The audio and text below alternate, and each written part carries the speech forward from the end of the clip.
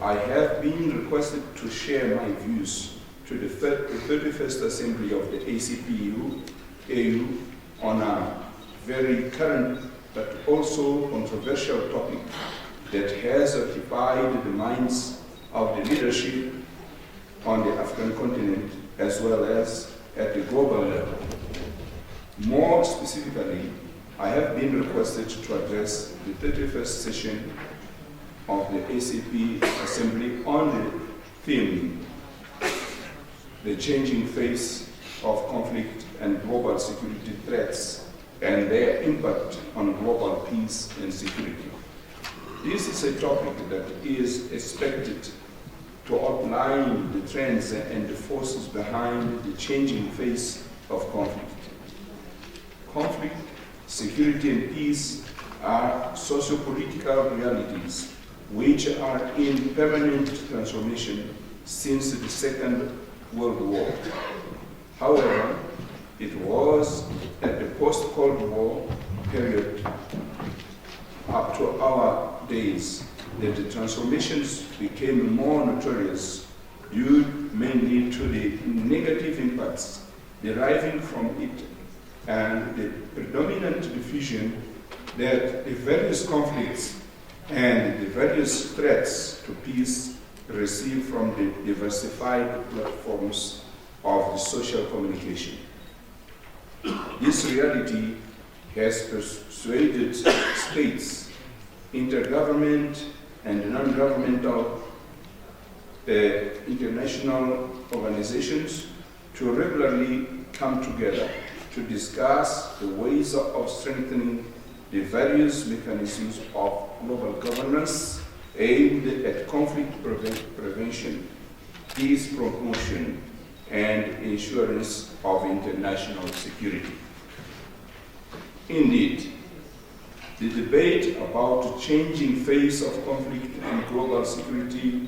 threats and their impact on global peace and security can be framed in an attempt to understand the characteristics of the nature of the new global conflicts and the new global threats to peace and international security. Moreover, the debate focuses also on the negative consequences, perhaps positive, that the changing face and global security threats produces at the socio-political, economic, social levels, domestically and internationally. I would like to recall also that one of the most distinguished new faces of conflict after the Second World War was the advent of what has come to be known as conflict over the decolonization of African and some other ACP countries under foreign domination in the form of colonialism and the struggle for political independence and economic emancipation. In my view, WINDHOEK, the capital of the Republic of Namibia, provides an excellent historical place for the theme of the 31st session of the Assembly. The Republic of Namibia, as you all know, was involved in a protracted armed conflict for decades. This had to do with the struggle of the people of Namibia against foreign domination and for political independence as well as economic emancipation. The experience of Namibia in the liberation struggle for political independence, or what has generally assumed the nomenclature in multilateral diplomacy of conflict related to the wars of decolonization, is not different from that of my own country, the Republic of Mozambique, or from that of the Republic of Angola, and even the struggle for the independence of the Republic of Zimbabwe, just to name a few, and indeed other similar conflicts resulting from the struggle for decolonization and political independence in many of the countries of the African continent. These conflicts that have contemporarily come to be characterized as the liberation struggles involved some ACP countries and colonial powers in Europe. It is my strong conviction that historically the conflicts associated with the liberation struggle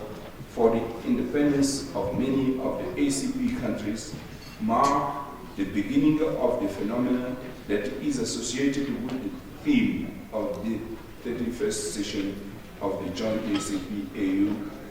namely changing face of conflicts and their threats to global security. Subsequently,